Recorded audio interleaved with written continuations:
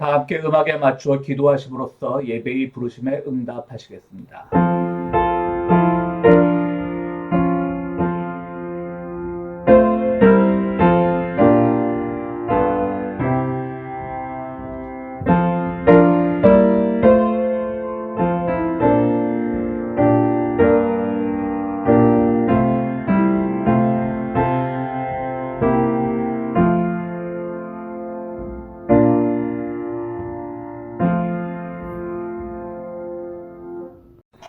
나의 주님의 십자가가 나의 스승이 되게 하소서.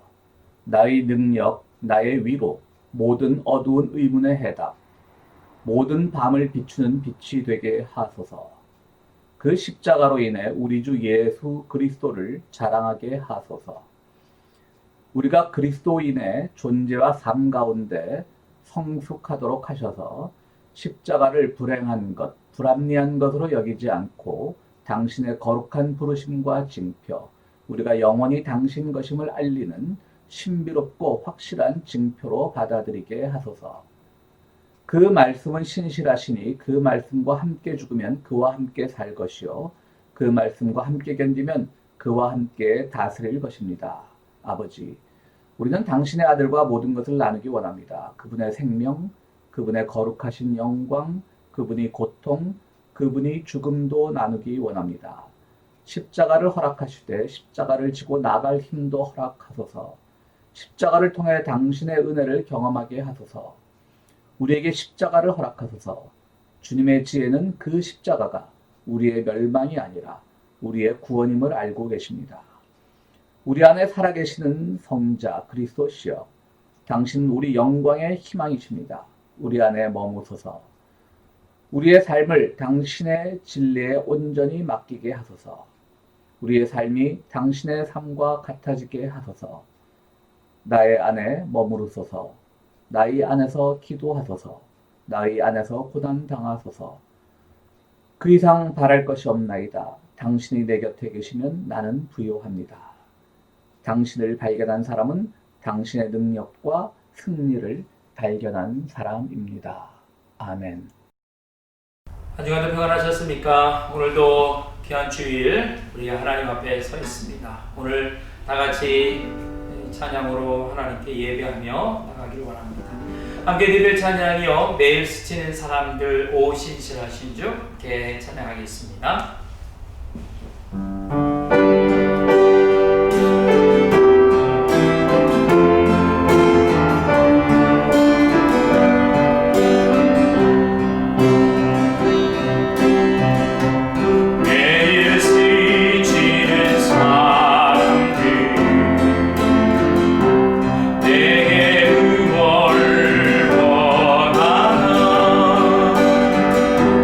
공허한 빛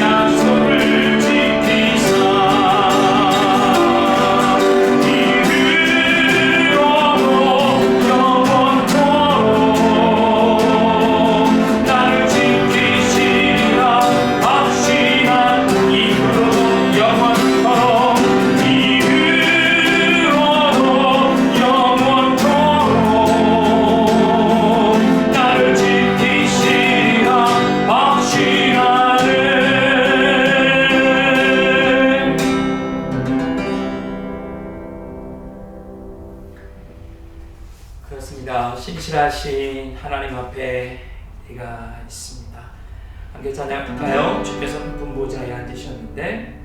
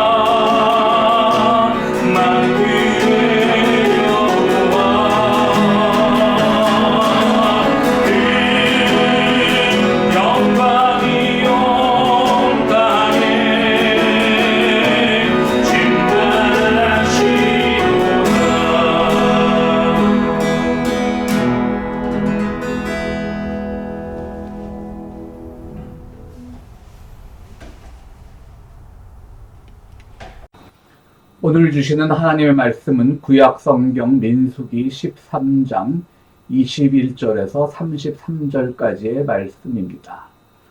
그들은 올라가서 신광야에서부터 하밧 어비 르홉에 이르기까지 그 땅을 탐지하였다. 그들은 또 네겝 지방으로 올라가 헤브론에 이르렀다. 거기에는 아낙 자손인 아히만 부족과 세세 부족과 달메 부족이 있었다. 헤브론은 이집트의 소안보다 7배 먼저 세운 곳이다. 그들은 에스골 골짜기에 이르러 거기에서 포도 한 송이가 달린 가지를 꺾어서 두 사람이 막대기에 꿰어 둘러매었다. 석류와 무화과도 땄다. 이스라엘 자손이 거기에서 포도송이를 땄기 때문에 사람들은 그곳을 가리켜 에스골 골짜기라고 불렀다. 그들은 그 땅을 탐지하러 갔다가 40일 만에 돌아왔다. 그들은 곧바로 바란 광야 가데스에 있는 모세와 아론과 이스라엘 자손의 온 회중에게로 갔다. 그들은 모세와 아론과 온 회중에게 보고하면서 그 땅에서 가져온 과일을 보여주었다. 그들은 모세에게 다음과 같이 설명하였다. 우리에게 가라고 하신 그 땅에 우리가 갔었습니다. 그곳은 정말 젖과 꿀이 흐르는 곳입니다. 이것이 바로 그 땅에서 난 과일입니다. 그렇지만 그 땅에 살고 있는 백성은 강하고 성읍들은 견고한 요새처럼 되어 있고 매우 큽니다. 또한 거기에서 우리는 아낙 자손도 보았습니다. 아멜렉 사람은 네겝 지방에 살고 있고 헷 사람과 여부스 사람과 아모리 사람은 산악지대에 살고 있습니다. 가나안 사람은 바닷가와 요단 강가에 살고 있습니다. 갈렙이 모세 앞에서 백성을 진정시키면서 격려하였다. 올라갑시다. 올라가서 그 땅을 점령합시다. 우리는 반드시 그 땅을 점령할 수 있습니다. 그러나 그와 함께 올라갔다 온 사람들은 말하였다. 우리는 도저히 그 백성에게로 쳐올라가지 못합니다. 그 백성은 우리보다 더 강합니다. 그러면서 그 탐지한 땅에 대하여 나쁜 소문을 퍼뜨렸다. 그들은 이스라엘 자손에게 그 땅에 대해 이렇게 말하였다. 우리가 탐지하려고 두루 다녀온 그 땅은 그곳에 사는 사람들을 삼키는 땅이다.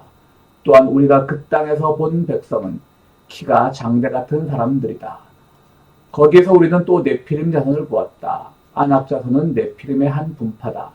우리는 스스로가 보기에도 메뚜기 같았지만 그들의 눈에도 그렇게 보였을 것이다. 아멘.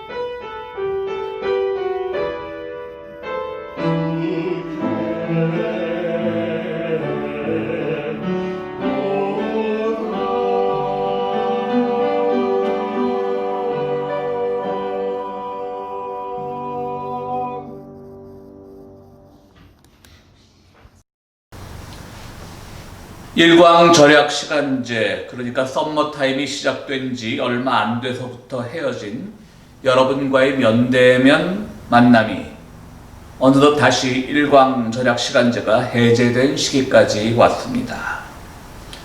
부활절 예배도 함께 못 드렸는데 감사절과 대림절, 성탄절의 시즌을 맞게 되었습니다.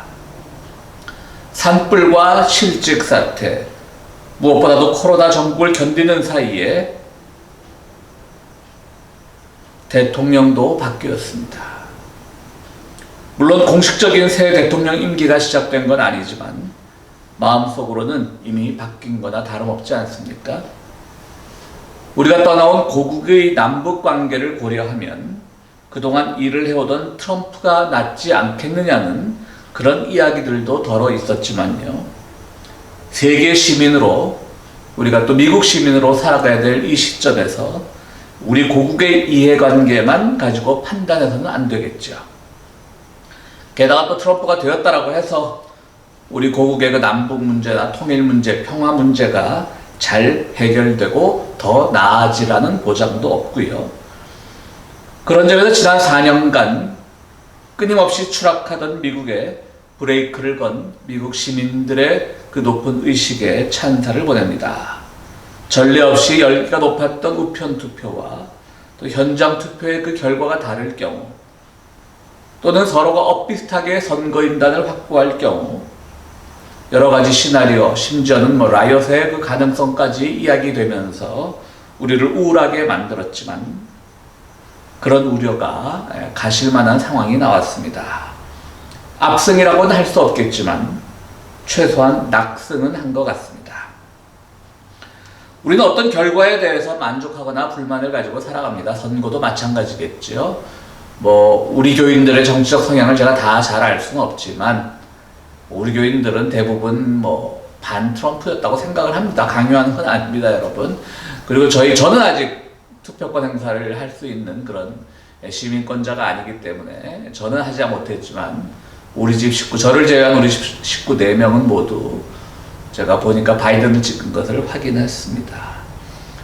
그렇기 때문에 그런 사람들에게는 또 만족과 감사함이 나오겠지만 또 그런 반대편에 있는 사람들에게는 불만과 또 원망이 나올 수밖에 없을 것입니다.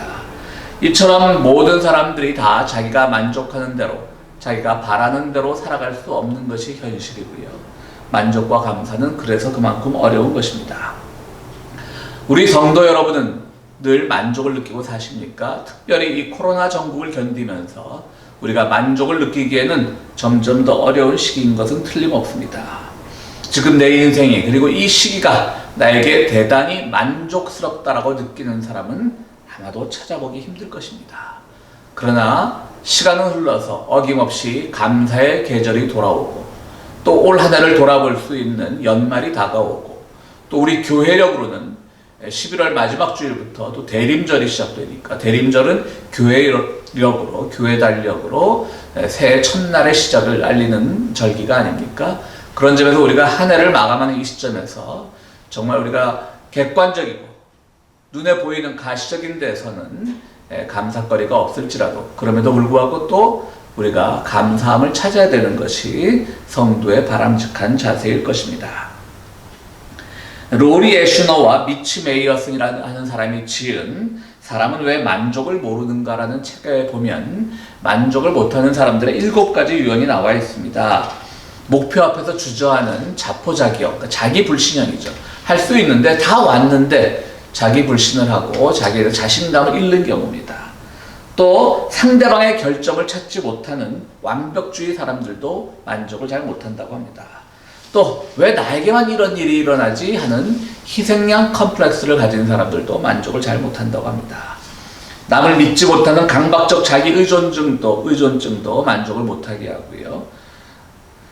또 기분이 좋으면 기분이 좋게 느껴야 되는데 그 기분이 좋을 때마다 또 기분 저하증이 찾아오는 사람들도 있다고 합니다. 내가 이런 감사한 만족을 느껴도 되나? 라고 하면서 갑자기 그 생각을 해보면서 우울해지고요. 연예인들이 그런 경우가 많죠.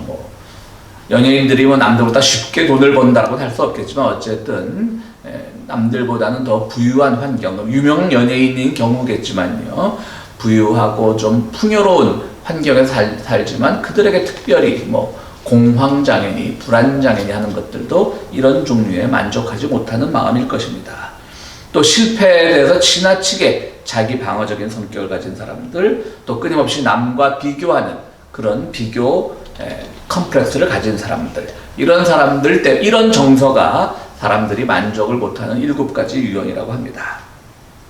오늘 우리는 민수기 본문을 읽었는데요. 민수기 본문에서 1번 유형의 사람들을 보게 됩니다. 즉 항상 목표가 다 이루어졌는데, 뭔가가 바로 눈앞에 있는데, 하나님의 약속이 또는 우리가 이루고자 하는 것들이 눈앞에 있는데 그 앞에서 주저앉아 버리는 그런 자기 불신형들, 또 용기를 갖지 못한 형들의 형태를 오늘 민수기에서 발견할 수가 있습니다. 이 백성들이 이제 모세의 인도하에 출애굽을 한 뒤에 여러 가지 광야에서 고생을 하는데 이제 눈앞에까지 왔습니다. 거의 한 38년, 37년 된 세월입니다. 이제 가나안 땅을 차지하게 되었습니다. 본래 애굽을 탈출할 때, 이집트를 탈출할 때 하나님 뭐라고 약속을 하셨습니까? 저기 홍해만 건너면 거기에는 젖과 꿀이 흐르는 아주 비옥한 땅이 있어. 그러니까 사람들은 그때 뭐 지금처럼 뭐 내비게이션이 있었겠습니까? 지도가 발전을 했겠습니까? 그러니까 거기 가면, 홍해만 건너면 다 우리 땅, 그냥 풍요로운 땅이 다 준비되어 있을 거라고 생각을 했죠. 어디 그랬습니까? 여러분들, 우리가 출애굽기, 신명기, 민수기 보면 참 엄청나게 많은 싸움들도 있었고 고생들도 있었고 그 과정에서 실패도 있었죠. 어찌 보면 하나님의 그 약속이 좀 잘못된 거라고도 할 수 있는 것이죠. 그러니까 그런 점에서 사람들은 점점점 하나님에 대해서 불신을 하게 되는 겁니다. 그런데 이제 젖과 꿀이 흐르는 땅을 준다라고 해도 그냥 주는 것이 아니라 그 안에 부족들, 다른 민족들이 살고 있으니까요. 그러니까 사람들의 이제 불만이 쌓여가는 것이죠. 만족이 점점 쌓여가는 것입니다. 만족이 점점 감소되고 있는 것입니다. 죄송합니다. 만족이 감소되고 있는 것이죠. 하나님이 주신다고 했던 그 땅은 빈 땅이 아니었고요. 다른 민족들이 다 차지하고 있었습니다. 그러나 어쨌든 하나님의 약속을 또 이루기 위해서 이제 그 땅을 정탐해봐야 되니까 첫 버전이죠. 현대의 용어로는 첫 버전입니다. 이제 각 지파에서 한 명씩 뽑아서 마지막 남은 요단강만 건너면 되는 그 마지막 남은 그 땅이 어떤 땅인가를 보고 오라고 지파당 한 명씩을 뽑아서 12명을 보냅니다. 그래서 이들이 정탐한 결과를 가지고 와서 이제 이스라엘 공동체 앞에서, 히브리 공동체 앞에서 그들의 정탐 보고를 알리는 장면이 오늘 본문의 내용입니다. 그런데 여호수아와 갈렙만을 제외하고 나머지 10지파 사람들은 모두 부정적인 보고를 하게 됩니다. 보고의 내용은 한 5가지로 요약을 할 수가 있는데요. 첫 번째는 포도송이를 비롯해서 석류, 무화과 등 과실이 풍부했다. 일단 그거는 본대로 그들이 증언을 한 거죠. 또 27절에 보면 젖과 꿀이 흐르는 땅이 비옥한 것은 틀림없다. 이렇게 또 보고를 합니다. 거짓 보고는 하지 않았습니다. 그리고 이제 3번째 다 진실된 보고예요. 여러 백성, 아멜렉, 헷, 여부스, 아모리, 가나안, 네피림족 이런 사람들이 다 살고 있었다. 보고합니다. 물론 사실 그대로의 보고입니다. 그때부터 이제 자기들의 주관적인 생각이 들어가는 것이죠. 4번째는 뭐냐면 그들은 네피림이고 우리는 메뚜기 같았다. 그러니까 그들이 아주 다들 기골이 장대한 그런 부족이었던 모양입니다. 네피림은 우리가 창세기 5장에 나오는 그 하나님의 아들과 사람의 딸들이 결혼해서 나온 거인족, 그런 신화적인 족이죠. 신화적인 부족입니다. 그런 거인족 얼마나 컸겠어요. 근데 그 이스라엘 사람들은 한 30년 동안 30년 이상 광야에서 고생을 하다 보니까 그냥 좀 아무리 때에 맞춰서 만나와 메추라기를 내려주셔도 풍족하지 못하게 먹다 보니까 좀 빈약했겠죠. 그들은 네피림이고 우리는 메뚜기 떼와 다름없습니다. 이제 주관적인 판단이 들어가죠. 누가 이런 판단을 했겠어요? 10지파의 대표들. 그런데 여호수아와 갈렙은 아니다. 우리는 그 땅을 점령할 수 있다. 우리는 여호와가 함께한다. 이렇게 얘기를 하고 있습니다. 이 5가지 중에 3가지는 객관적 정황상으로 모두 좋은 보고입니다. 2가지는 주관적인 보고고요. 또 긍정과 부정에서 엇갈리는 것이죠. 여러분 1번 의견은 긍정적입니까? 부정적인 겁니까? 긍정입니다. 포도송이를 비롯한 석류, 무화과들이 많다는 거예요. 얼마나 많은 사람들이 이렇게 둘이서 이렇게 포도송이를 다 지고 간다는 거죠. 좀 과장도 있었겠죠. 어쨌든 그만큼 먹을 것이 풍족하다는 얘기입니다. 2번째는요, 젖과 꿀이 흐르는 땅이다.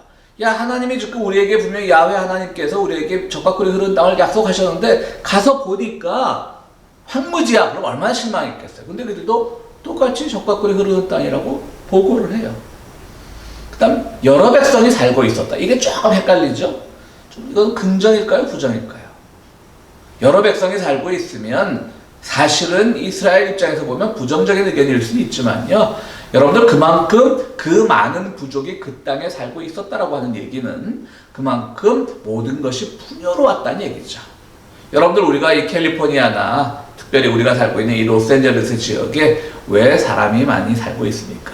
왜 사람들이 좋은 곳이라고 얘기합니까? 사실 범죄율도 높고 뭐 교통도 막히고 하지만 여타의 것들 기후도 좋고 또 그만큼 주 단위의 캘리포니아 주 단위의 뭐 소득도 높고 이러다 보니까 사람들이 아유 비싸 어려워 살기 어려워 공기 나빠 뭐 사고 많이 나 범죄율 높아 라고 하면서도 사는 거잖아요. 그러니까 항상 도시에는 긍정적인 면과 부정적인 면이 있는 것이죠. 부정적인 면이 높은 만큼 긍정적인 면도 높은 것이죠. 부정적인 면만 있으면 영화 속 도시지만 배트맨에 나오는 고담시 같은 도시가 되는 거죠. 일말의 긍정 가능성도 없고. 그렇지만 그 고담시에도 배트맨의 그 아주 악한 도시의 대명 그 상징적인 도시죠. 그 고담시에도 배트맨 같은 그런 또 의로운 사람이 있지 않습니까? 이로운 생각이 안 나지만 또 의로운 검사도 한 명 있었고요. 그러니까 모든 게 다 긍정이에요, 사실은. 그 네 번째 의견은 긍정, 부정을 떠나서 말씀드렸듯이 이것은 이제 뭐 주관적인 판단이죠. 그러나 네피림 족속, 또 아낙 족속이라고 하는 족속은요, 좀 이렇게 뭐 먹는다, 뭐 이런 표현이 좀 어원과 비슷해요. 그래서 이게 정확하게 어느 족속을 말하는지 잘 모르지만 사람들은 혹시 식인 풍습이 있지 않았을까라고 추정하는 그런 인류학자들도 있어요. 그렇기 때문에 이걸 좀 부정적이라고 보게 되지만 어쨌든 이것은 주관적인 거예요. 그들은 네피림이고 우리는 메뚜기 같았다. 하지만 메뚜기가 뭡니까? 바로 애굽을 탈출할 때 하나님께서 모세를 통해 내려주신 그 10가지 재앙 중에 메뚜기 재앙이 있었어요. 그 메뚜기가 그냥 이 애굽의 그 비옥한 땅의 모든 벼 이삭을 다 갉아먹고 지나가죠. 메뚜기도 사실 모이면 큰 힘이 되는 겁니다. 그들이 설사 히브리인들, 이스라엘 사람들이 메뚜기 같았다고 할지라도 그들이 단결말 잘하면 거인족도 물리칠 수 있는 것이죠.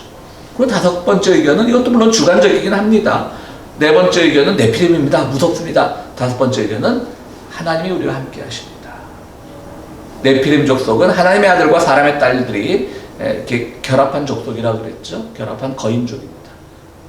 그렇다면 어쨌든 그 존재는 아무리 우리가 보기에 덩치가 크고 무시무시한 힘을 발휘할 수 있는 그런 존재인 것 같아도 결국은 하나님 아래에 있는 존재입니다. 그러니까 오늘 이 상황을 보면요. 여호수아와 갈렙이 그냥 용기 백배 해가지고 그냥 앞뒤 안 가리고 물불 안 가리고 우리 할 수 있습니다 라고 달려가자는 게 아니죠. 객관적 정황이 분명히 가능하다는 얘기죠. 헛된 땅을 점령하는 것이 아니다. 그 땅에는 열매도 많고 땅도 비옥하고 사람들이 많이 사는 걸로 봐서 그 땅은 부족한 것이 없는 땅이다. 그러니까 그들은 객관적 정황을 가지고 있었던 거예요. 여기서 차이가 나는 것이죠. 우리가 이 감사의 계절에 감사 하면서요. 가장 실수하기 쉬운 게 특히 이제 뭐 설교나 이런 데서 많이 무조건 감사해라 뭐 이런 표현들 많이 하는데요. 사실 인간은 나약한 존재인데 어떻게 무조건 감사하겠습니까? 지금 우리 코로나 정부도 견디고 있는데 뭐 감사해야 되지만 어떻게 감사만이 가능하겠습니까? 불평도 있을 수 있고 불만도 있을 수 있고. 그러나 그 감사를 할 때 우리는 늘 강요된 고백적으로 그래 나는 크리스천이니까 감사해야 돼 그런 감사를 하지 말라는 것이죠. 정황을 잘 판단해 보자는 것이죠. 그래서 감사는 무조건 고백적으로만 하는 것이 아니라 어떤 실천적인 것, 증명된 것으로 할 수 있는 그런 감사의 조건이 우리가 눈을 똑바로 뜨고 보고 하나님과의 관계를 생각한다면 우리 눈에 많이 보인다라고 하는 것이죠.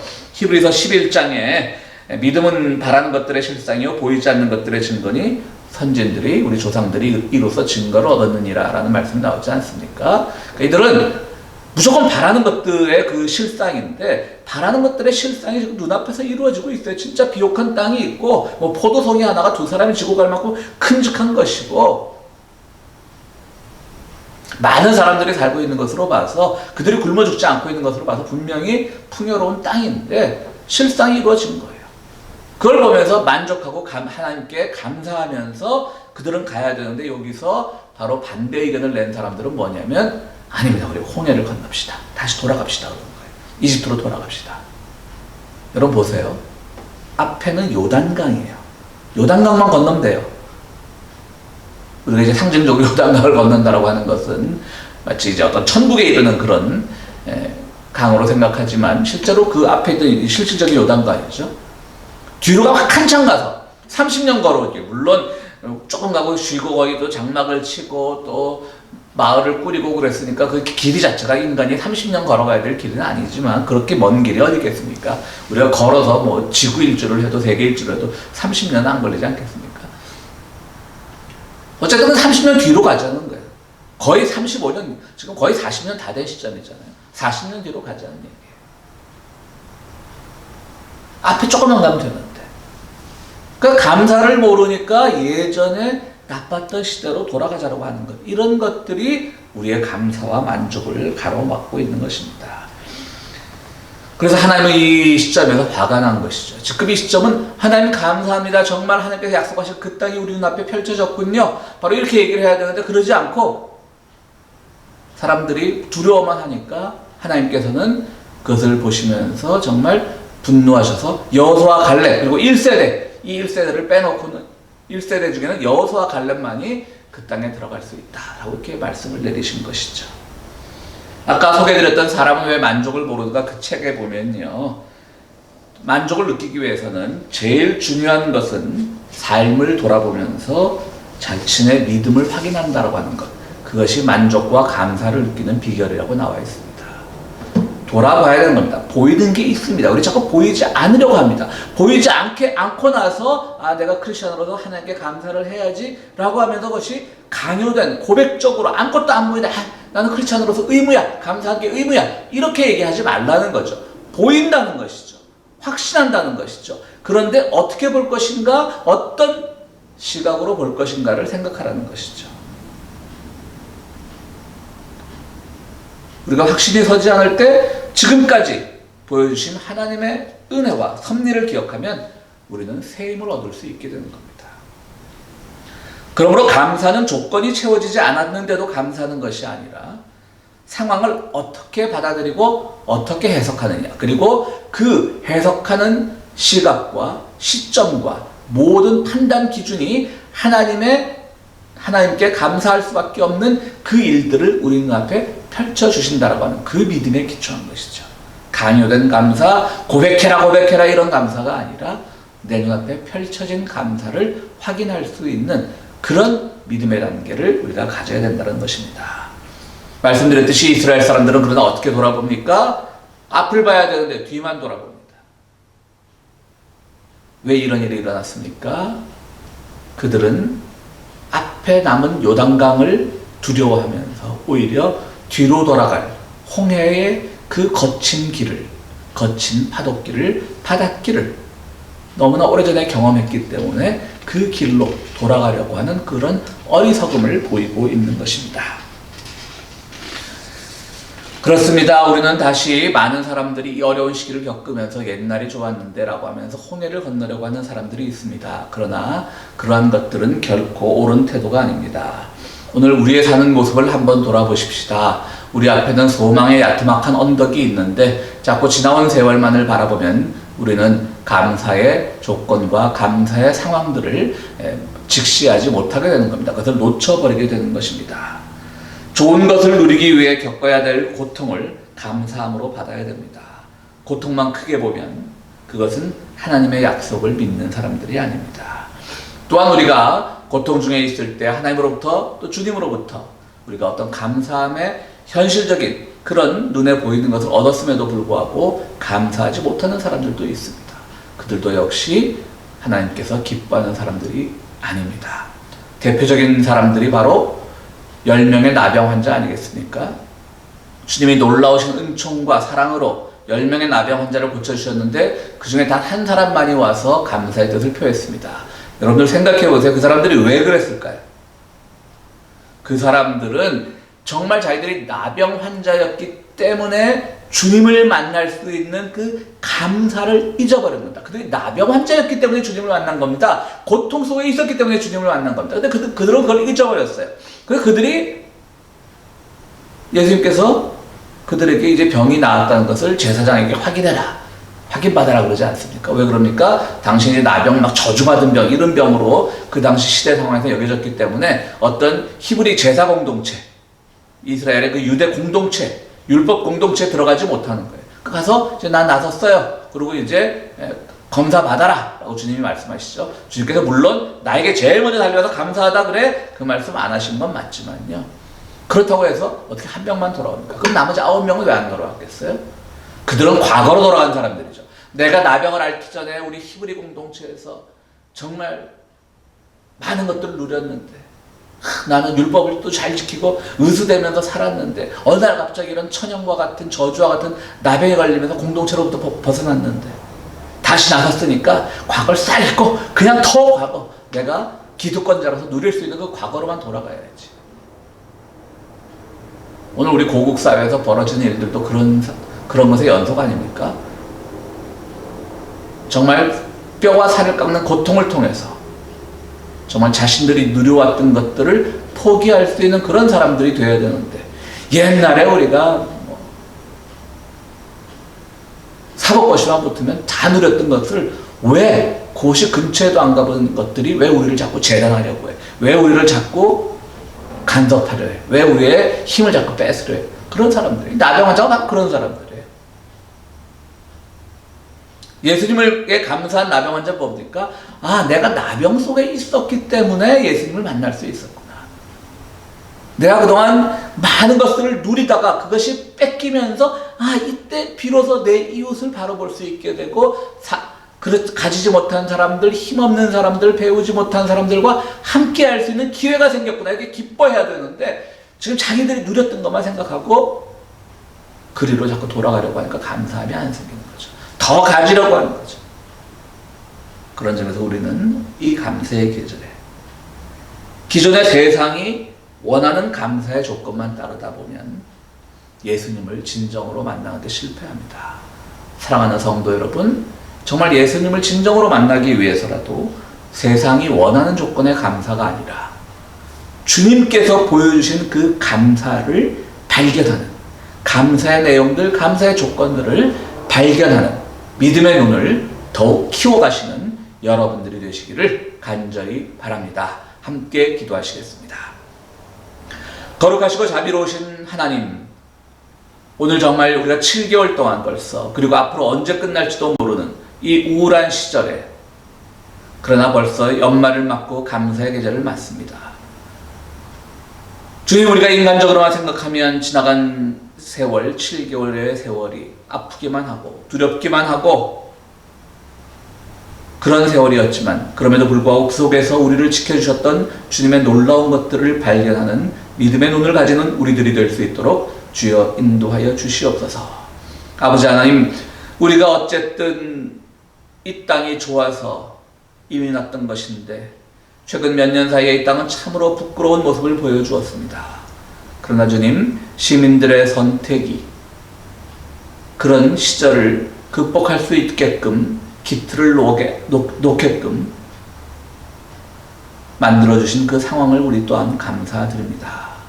앞으로 어떠한 우리가 우려하던 상황들이 발생하지 않고 정말 깨끗하게 패배를 인정하는으로써 마지막이라도 아름다운 모습을 보여주는 대통령이 될 수 있도록 주여 그의 마음을 주장하여 주시옵소서.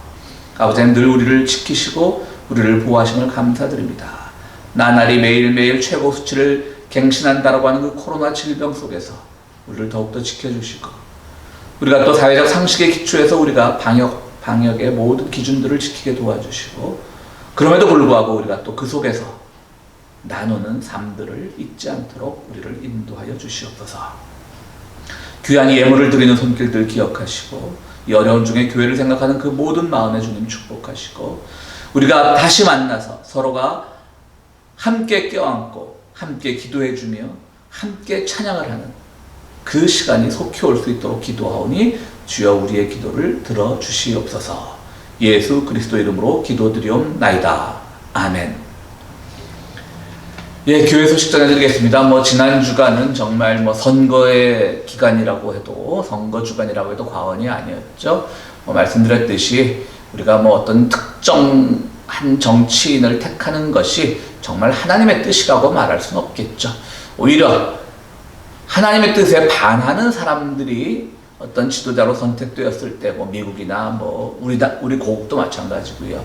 그럴 때 하나님의 뜻을 막 강조하는 사람들, 그런 사람들 보기 싫지 않습니까? 우리 솔직히. 그렇기 때문에 우리가 이런 선거 결과를 놓고 이것이야말로 하나님의 뜻이다라고 감히 말할 수는 없겠지만, 그러나 어쨌든 하나님의 뜻을 떠나서 시민의 의식, 시민의 상식이 무너지는 것을 막아낸 선거 결과가 나왔다는 점에서는 우리 모두 기뻐하고, 우리 시민들이 앞으로도 이런 사회, 정말 미국의 지배국이 되지 않고, 예전 클린턴이 그런 말을 했죠. 지배국이 되지 말고 지도하는 나라가 되라, 모범적인 나라가 되었으면 좋겠다라는 그 클린턴 전 대통령의 발언처럼 미국이 모든 것을 다 가진, 군사력이나 경제력이나 다 가진 그 상태에서 더 이상의 지배 욕구를 가지지 않고 정말 모범이 되고 세계 시민들과 더불어 살아갈 수 있는 나라가 될 수 있도록 여러분들 많은 기도 부탁드립니다. 그것은 한 지도자에 의해서 이루어지는 일은 분명히 아닐 겁니다. 우리가 이민자로서 살아가면서 그 일을 위해서 우리가 주어진 상황에서 좀 최선을 다해야 되겠죠. 우리의 고국을 위해서도, 또 제가 설교 중에도 잠깐 말씀드렸습니다만은 워낙 트럼프 정권 때 북미 대화가 활발했다 보니까 결말은 우리가 원하는 대로 이루어지지 않았지만요.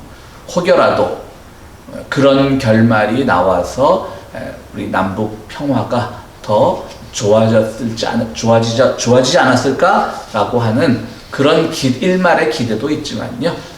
또 우리는 그런 기대도 사실은 근거가 없는 기대고요. 새로운 정부 하에서도 남북 평화와 우리 고국의 문제가 잘 해결될 수 있도록 기도 부탁드립니다. 우리가 함께 예배는 드리지 못하지만 11월 넷째 주일을 추수감사주일로 지키겠습니다. 여러분들 추수감사주일에도 교회를 위해서 많이 헌신하시고 또 도움 주시고 생각하시는 여러분들이 되시기를 바랍니다. 늘 건강하시기를 빌고요. 항상 삶 속에서도 기쁨을 누리는, 기쁘지 못한 상황이지만 기쁨을 누리는 여러분들이 되시기를 바랍니다. 함께 기도하시겠습니다. 이제는 우리 감사의 근원이 되시는 우리 주 예수 그리스도의 은혜와 세상 살아갈 때 고통 같지만 실제로는 그 뒤에 감사의 덕목들을 예배해 주신 하나님의 참 좋으신 사랑과 성령님의 감화 감동하시니 오늘 우리가 강요된 고백으로서의 감사가 아니라 내 눈앞에 실제로 펼쳐진 모든 감사의 일들을 발견하는 그런 믿음의 눈을 키우기로 다짐하는 우리 모든 성도들 위해 지금부터 영원토록 함께 하시기를 축원하옵나이다. 아멘.